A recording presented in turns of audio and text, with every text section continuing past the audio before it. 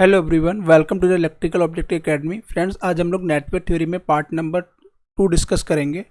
आज हम लोग इसमें 25 क्वेश्चन डिस्कस करेंगे। Question number 26, the nodal method of circuit analysis is based on. तो ऑप्शन नंबर जो हमारा बी है वो उसमें करेक्ट हो जाएगा। जो नोडल मेथड होता है सर्किट में वो केसीएल एंड ओम्स लॉ पे बेस्ड होता है। तो ऑप्शन नंबर जो हमारा बी है वो उसमें करेक्ट हो जाएगा। Question number 27, Kirchhoff law are not applicable to circuit with. तो फ्रेंड, जो किरचॉफ के लॉ होते हैं वो एप्लीकेबल नहीं होते हैं डिस्ट्रीब्यूटेड पैरामीटर के लिए। तो ऑप्शन नंबर जो हमारा ए है वो उसमें करेक्ट हो जाएगा। Question number 28, what is the bandwidth of a series RLC circuit having resistance, inductance and capacitance of 80 ohm, 2 milli henry and 0.01 microfarad respectively. तो फ्रेंड्स, आपसे बैंडविड्थ पूछिए सीरीज आरएलसी सर्किट के लिए। तो बैंडविड्थ का जो फार्मूला होता है आरएलसी सीरीज सर्किट के लिए, bandwidth equal to R upon L. तो सिंपल आपको रेजिस्टेंस की जो वैल्यू गिवन है वो 80 ओम गिवन है। तो 80 डिवाइड बाई 2 मिली हेनरी, इसको हेनरी में कन्वर्ट कर लेते हैं। तो 2 इंटू 10 की पावर माइनस 3, 2 इंटू 10 की पावर माइनस 3 इक्वल टू 40, 10 की पावर माइनस 3 ऊपर ले आते हैं तो 40,000 डिवाइड बाई 2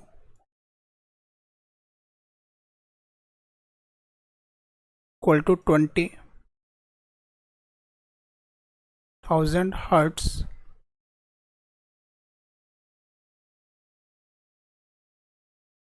1000 से डिवाइड कर देते हैं क्योंकि जो आंसर आपसे पूछा गया है वो किलो हर्ट्स में पूछा गया है।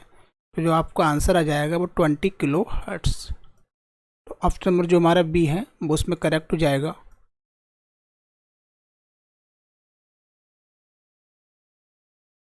Question number 29, for the given circuit the value of Norton equivalent resistance is. Friends, आपसे नॉर्टन इक्विवेलेंट रेजिस्टेंस पूछा गया है। सिंपल आप लोड को रिमूव कर लीजिए, यहाँ से जो भी इंडिपेंडेंट वोल्टेज सोर्स है उसको शॉर्ट कर दीजिए। And 2 ohm and 6 ohm are connected in parallel, means Rn equal two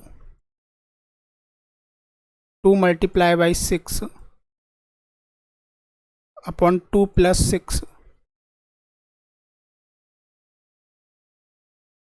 equal to 12 upon 8 equal to 4.5 Om.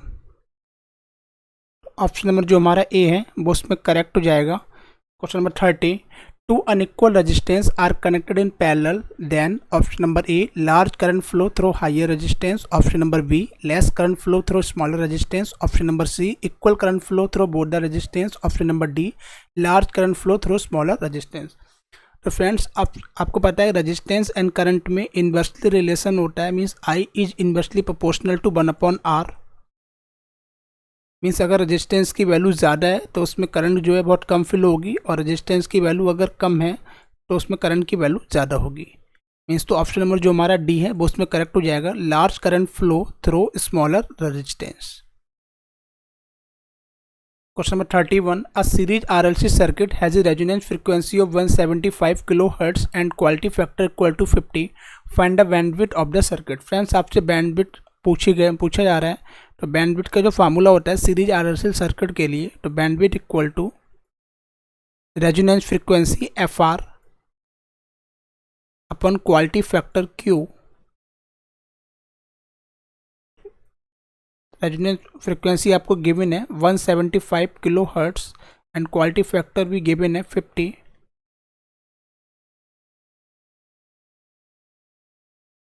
Simple जो आपका आंसर आ जाएगा 3.5 किलो हर्ट्स। तो ऑप्शन नंबर जो हमारा डी है वो उसमें करेक्ट हो जाएगा। Question number 32, the average power in a pure inductive circuit. तो फ्रेंड, जो प्योर इंडक्टिव सर्किट में जो एवरेज पावर होती है वो 0 होती है, मीन्स ऑप्शन नंबर जो हमारा ए है वो उसमें करेक्ट हो जाएगा। Question number 33, the RMS value of the voltage U2 equal to 3 + 4 cos t। Friends, आपसे जो है RMS वैल्यू पूछी गई है। तो U2 इक्वल टू जो आपको गिवन है U2 equal to 3 + 4 cos t। इसमें आपको एक DC कंपोनेंट और एक AC कंपोनेंट गिवन है। तो उस केस में अगर आपको RMS वैल्यू निकालनी होती है तो इसका जो फार्मूला होता है अंडर रूट DC कंपोनेंट का स्क्वायर मीन्स 3 का स्क्वायर प्लस 4 अपॉन, इसको RMS में कन्वर्ट कर लीजिए, 4 अपॉन √2 का square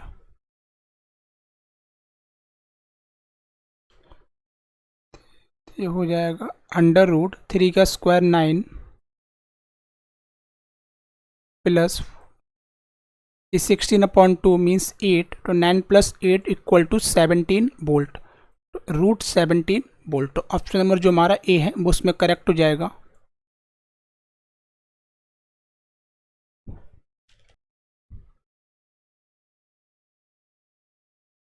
question number 34, a series resonance circuit has R equal to 2 ohm, L equal to 1 millihenry and C equal to 0.1 microfarad.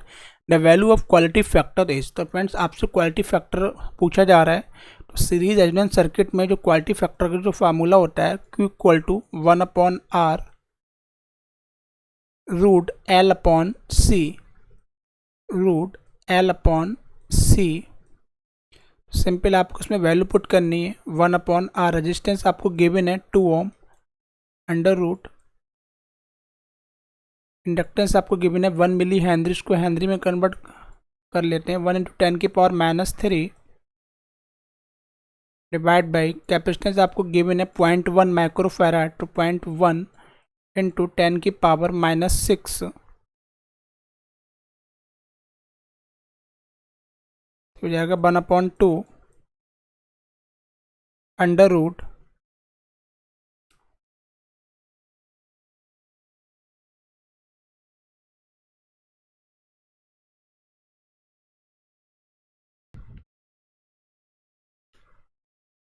Simply हो जाएगा 1/2 multiply by 100 equal to 50। Option number जो हमारा B है वो उसमें करेक्ट हो जाएगा। Question number 35, in RLC series circuit R equal to 20 ohm, XL equal to 63 ohm and XC equal to 32 ohm, the resultant impedance of the circuit will be. Friends आपसे RLC circuit में R given है, XL given है, XC given है, आपसे resultant impedance पूछा जा रहा है। तो उसका जो फार्मूला होता है Z equal to under root R square plus XL minus XC का होल स्क्वायर।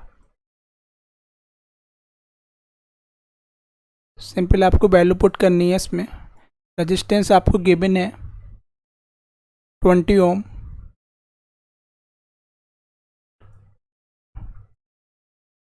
ट्वेंटी का स्क्वायर प्लस XL आपको गिवन है 63 माइनस XC आपको गिवन है 32, इसका square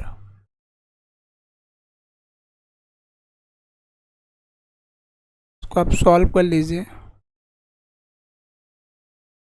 400 plus 961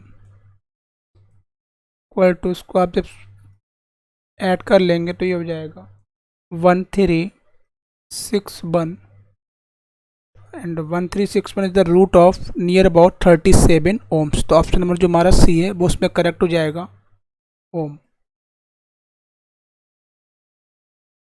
question number 36, the time constant of a RL circuit is. तो friends आपसे जो है RL सर्किट का टाइम कांस्टेंट पूछा गया है। तो the time constant of RL circuit means tau equal to L upon R। तो ऑप्शन नंबर जो हमारा डी है वो उसमें करेक्ट हो जाएगा। The time constant of RL circuit is L upon R। Friends अगर आपसे पूछा जाता है कि time constant of RC circuit is, then tau equal to RC and tau equal to RC।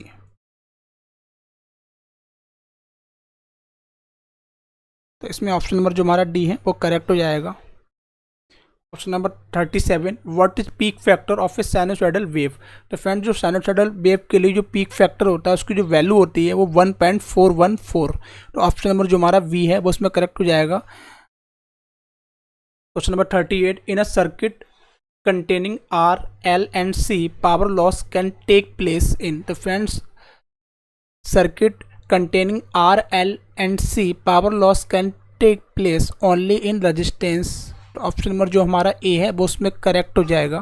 जो पावर लॉस होता है वो रेजिस्टेंस के क्रॉस होता है। Question number 39, in the shown in figure the voltage at the node V with respect to node D in calculated to be 15 volt, then the current in 30 ohm resistance will be। Friends आपको जो voltage given है V with respect to node D वो है 15 volt. Simple आपसे जो पूछा जा रहा है 30 ओम में आपको करंट फाइंड आउट करनी है। सपोज यहाँ से करंट I फ्लो हो रही है तो I equal to 30 minus 15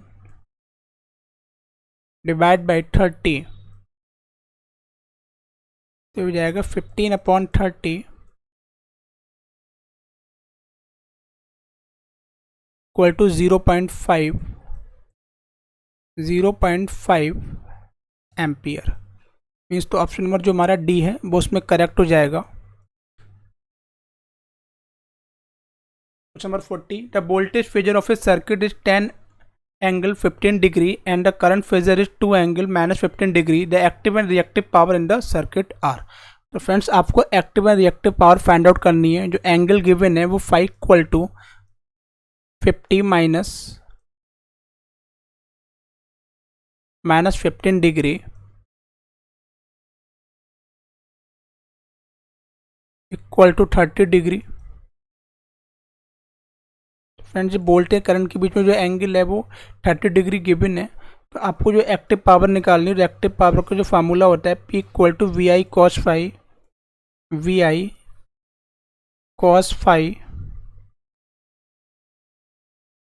phi। Voltage आपको गिवन है 10, करंट आपको गिवन है 2 ampere multiply by cos 30।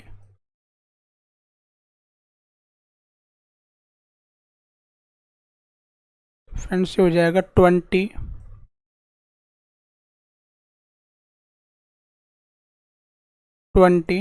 Multiply by cos 30 की जो वैल्यू होती है √3/2 जो उसका आंसर आ जाएगा 10√3। एंड जो एक्टिव पावर आएगा उसकी जो वैल्यू हो जाएगी 10√3 वाट। फ्रेंड्स ऐसे ही आपको रिएक्टिव पावर निकालनी, तो रिएक्टिव पावर का जो फार्मूला होता है Q equal to VI sin phi। Simple आप वैल्यू पुट कर लीजिए। वोल्टेज की वैल्यू जो है वो 10 है, करंट की वैल्यू 2 एम्पियर गिवन है मल्टीप्लाई बाई sin 30। sin 30 की जो वैल्यू होती है 1/2 मीन्स 2 से 2 कैंसिल आउट, जो आपको आंसर मिल जाएगा वो 10। तो फ्रेंड्स ऑप्शन नंबर जो हमारा डी है वो उसमें करेक्ट हो जाएगा। 10√3 वाट ये एक्टिव पावर हो गई एंड 10 VAR मतलब वोल्ट एम्पियर रिएक्टिव, ये हमारी रिएक्टिव पावर होगी। तो ऑप्शन नंबर जो हमारा डी है वो उसमें करेक्ट हो जाएगा।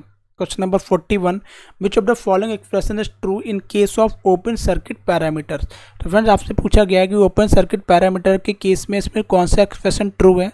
फ्रेंड्स ओपन सर्किट पैरामीटर को जेड पैरामीटर बोलते हैं। तो जेड पैरामीटर में जो वोल्टेज होता है V1 equal to Z11 I1 plus Z12 I2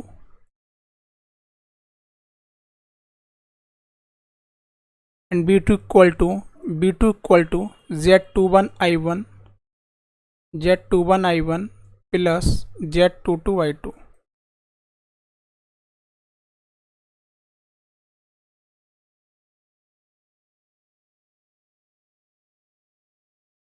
तो ऑप्शन नंबर जो हमारा सी है वो उसमें करेक्ट हो जाएगा। V1 equal to Z11 I1 plus Z12 I2।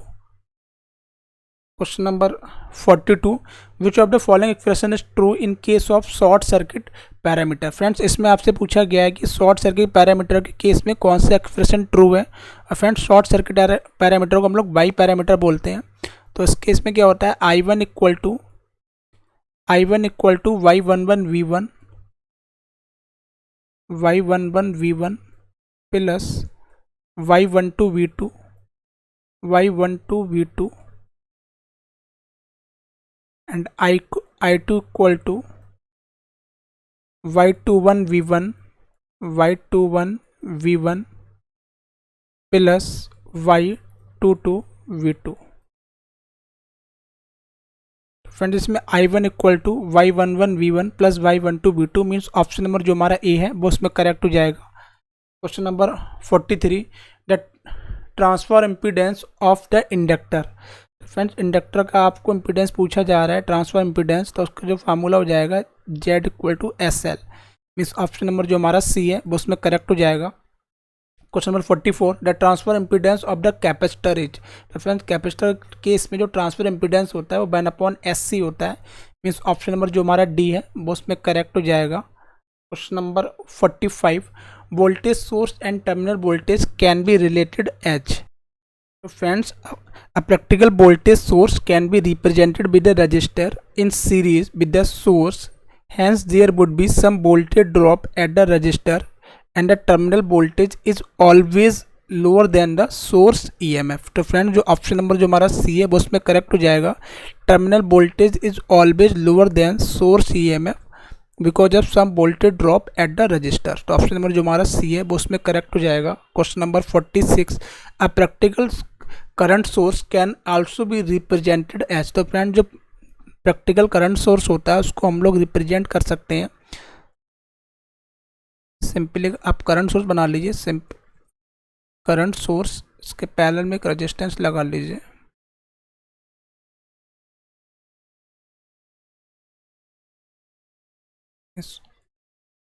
Option number जो हमारा बी है वो उसमें करेक्ट हो जाएगा, R resistance in parallel with an ideal current source. Question number 47, according to Millman's theorem, if there are n voltage source with n internal resistance respectively are in parallel then the value of equivalent voltage source is। तो friends आपसे equivalent voltage source पूछा जा रहा है मिलमन्स theorems में। तो friends उसका जो फार्मूला होता है B' equal to V1 G1 plus B2 G2 plus Vn Gn divide by G1 plus G2 plus Gn। तो ऑप्शन नंबर जो हमारा सी है वो उसमें करेक्ट हो जाएगा। Question number 48, that transfer function of a system having the input as X S and output as ys इज। तो फ्रेंड जो ट्रांसफर फंक्शन का जो फार्मूला होता है HS इक्वल टू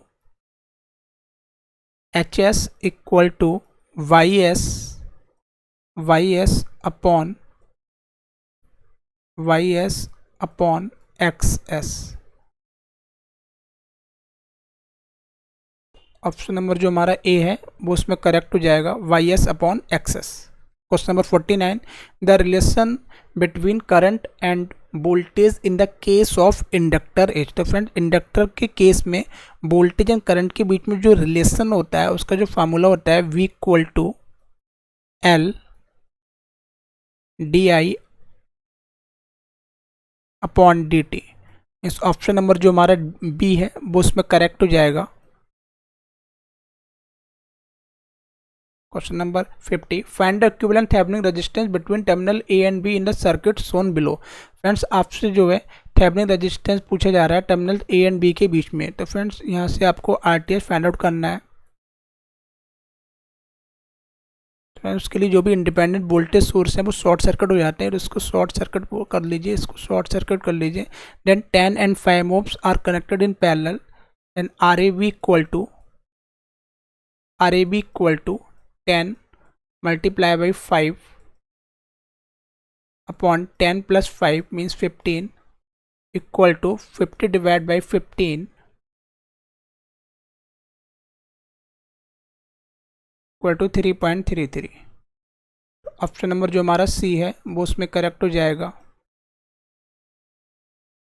फ्रेंड्स तो आज हमने नेटवर्क थ्योरी के 25 क्वेश्चन डिस्कस करे। फ्रेंड्स अगर आपको वीडियो अच्छी लगी हो तो आप वीडियो को लाइक एंड शेयर कर सकते हैं और फ्रेंड्स आप चैनल को सब्सक्राइब कर सकते हैं। Okay, thank you.